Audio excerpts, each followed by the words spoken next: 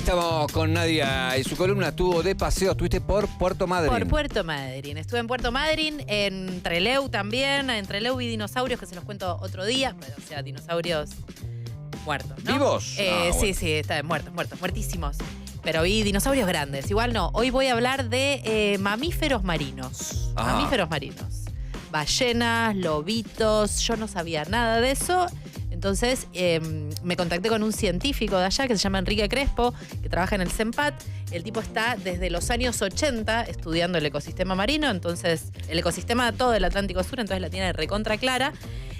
Y Pará, yo, ¿eso fuiste tipo invitada o ya dije, Claro. aprovecho, voy a pasear y de paso? No. Yo fui a dar una charla para el Ministerio de Ciencia y Cultura de Chubut. Bien. De una charla en un lugar hermoso que se llama Ecocentro Pampa Azul, que queda en Madryn, que es un lugar que hay exposiciones, hay un montón de cosas muy copadas, de una charla ahí sobre mujeres, ciencia y otro tipo de cosas.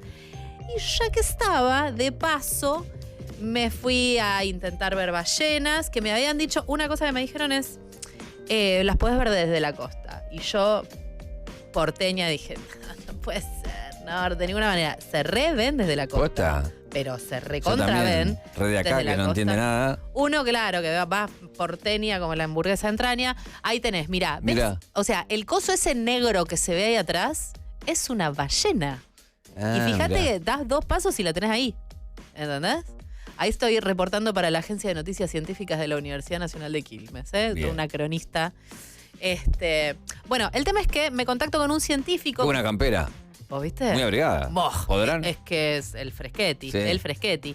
Me contacto con un científico que se llama Enrique Crespo, él trabaja en el CENPAT, está desde los años 80. ¿Qué ya es el CENPAT? Centro Patagónico se llama, que estudian un montón de cosas.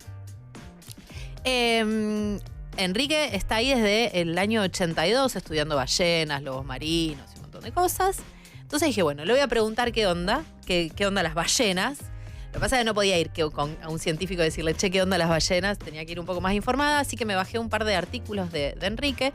Y un resultado que vi que a mí me llamó la atención es que el tipo decía, bueno, hace 500 años, antes de que los barcos europeos lleguen al sur a cazar ballenas y qué sé yo, había 58.000 ballenas. Entonces yo dije, pero lo primero que le pregunté es, ¿cómo sabés Claro. cuántas ballenas había hace 500 años? Si no es que había registro de Nada. cuántas ballenas había. Bueno, entonces él me dijo, mirá, la cosa es así. Hoy, en la península de Valdés, vos podés contar 5.000 ballenas.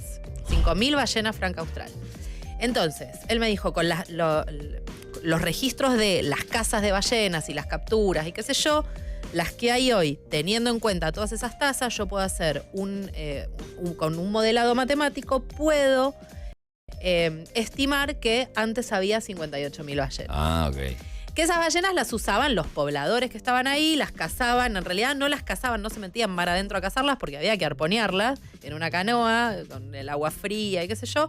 En realidad aprovechaban cuando se varaban. Ahí están los barcos que salen con el avistaje en Madryn, que eso en realidad arranca ahora a partir del 15 de junio, cuando empiezan a llegar todas. Porque a Madryn van a copular, parir y amamantar. Ah, ve todo lo lindo. Todo lo lindo, todo lo lindo.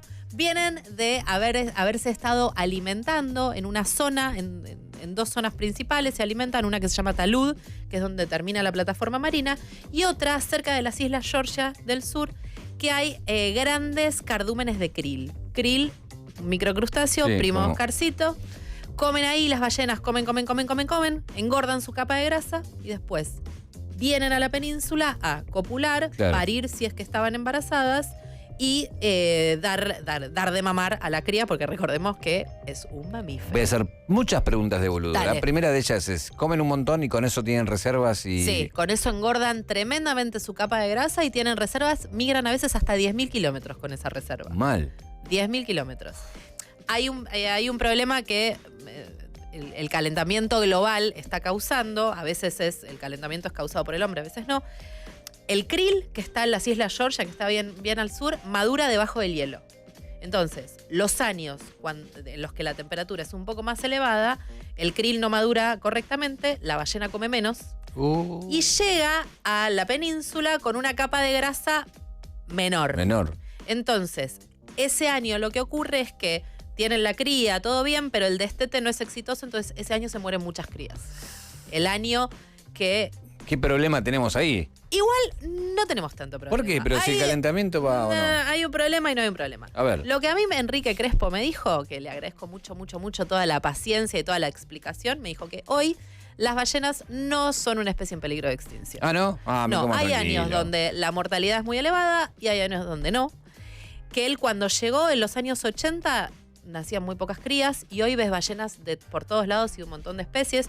En los años 70 me decía que nacían más o menos entre 20 y 25 crías al año. Hoy nacen 800. Ah, mira. Entonces, las ballenas, lo que hay que cuidar y lo que está en peligro es el ecosistema en sí, los desbalances del ecosistema que tienen que ver con otras cosas que ahora charlaremos.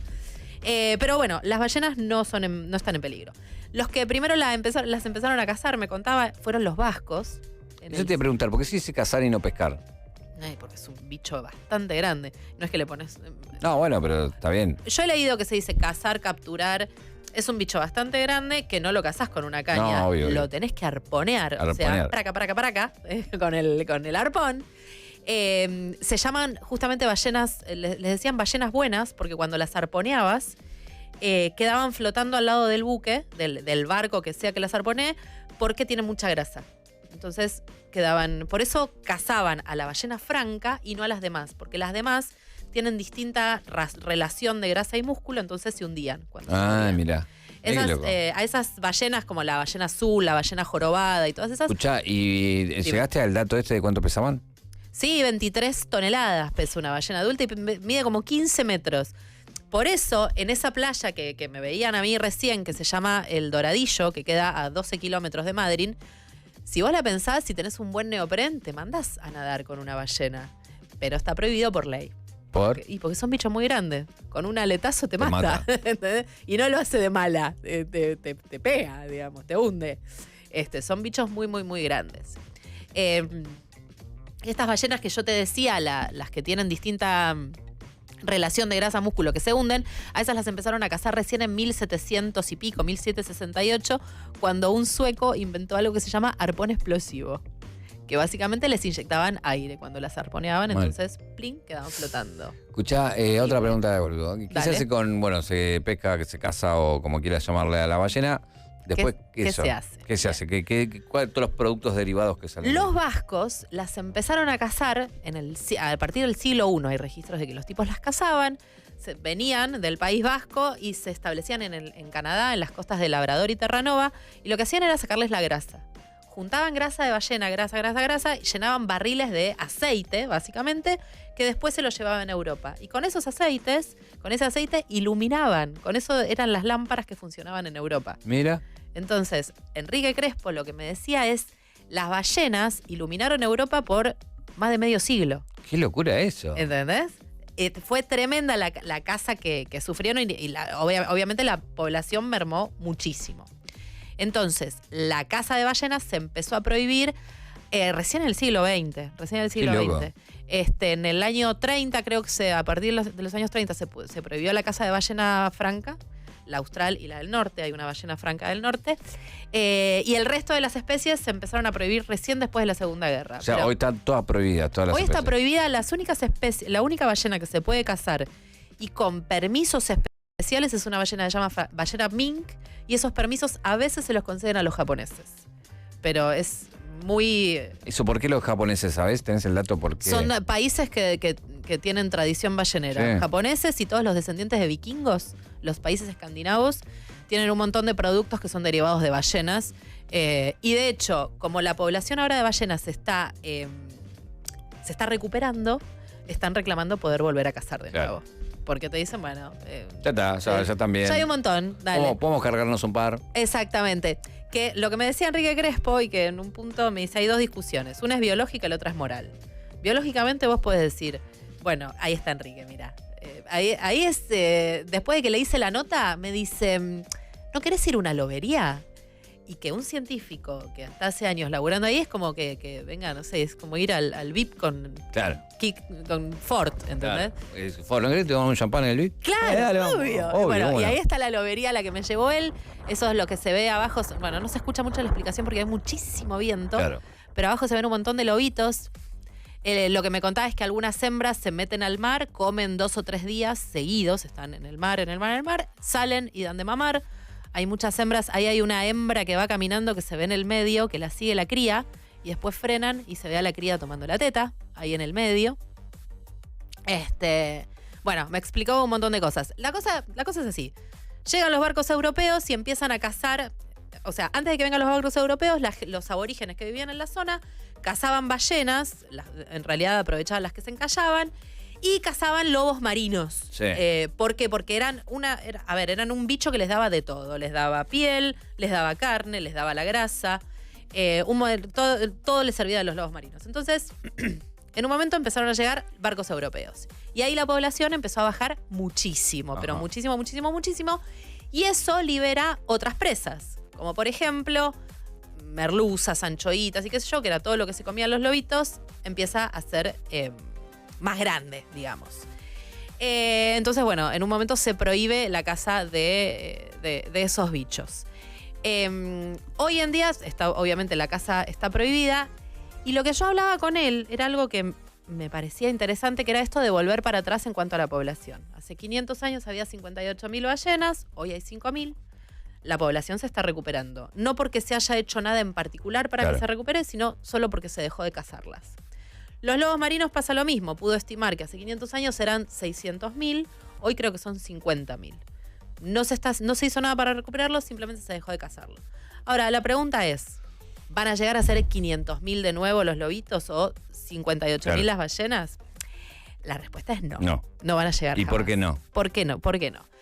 Hay algo que se llama capacidad de carga, que es cuántos individuos puede tener una población con los recursos que tiene disponibles, como por ejemplo lugar para vivir o comida para comer. Los lobitos comen peces y comen todo lo que está en el océano, y eso se lo disputa con la industria pesquera, obviamente. Entonces, y la industria pesquera, lo que me contaban Enrique y gente que vive por ahí, es que no tiene ningún tipo de control, digamos. No. Hay leyes al respecto, pero mucha bola no le dan. Claro, ese es el tema, que está todo lo ilegal, ¿no? Toda la pesca ilegal y la caza ilegal. Exacto. Y una amiga me decía, mira, y hay mucha corrupción también dando vueltas. Una amiga me decía, mira, declaran que pescan una caja, pero después, en las declaraciones de lo que exportan 10. Claro. Entonces, hay una diferencia ahí, nadie le da mucha pelota. Está la realidad y la realidad. Exactamente, está la realidad y la realidad. Entonces, los lobitos no van a llegar a ser 500.000 porque se disputan el recurso con nosotros, básicamente. Entonces, no. Con mi sushi no te metas, lobito. Entonces, no van a llegar, lamentablemente, ya que es una industria bastante descontrolada. Otra cosa que él me contaba es que, yo de esto no me acordaba, Cavallo fue ministro de Relaciones Exteriores de Menem al principio. Sí, al principio. Bueno, él había negociado un tratado de comercio con España, creo, con Europa. Entonces esto se llenó de barcos europeos. Y bueno, hubo años entregando en que, recursos de tiempos inmemoriales. Exacto, me decía, hubo años que Argentina exportó más pescado que carne. Mirá. Entonces, sí, bueno, no, las poblaciones lamentablemente se están recuperando, pero no van a llegar a los números de 500 años atrás. Y hoy la preocupación no es digamos que las ballenas o los lobos estén en peligro de extinción, sino que lo que hay que cuidar es el equilibrio del ecosistema. Porque sacas algo y crece algo que no tiene que crecer y eso se va desbalanceando y eso es lo que está en peligro, el ecosistema. Nadia Charamoni aquí hablándonos de ballenas y lobitos. Enseguida, trueno aquí en Crossover.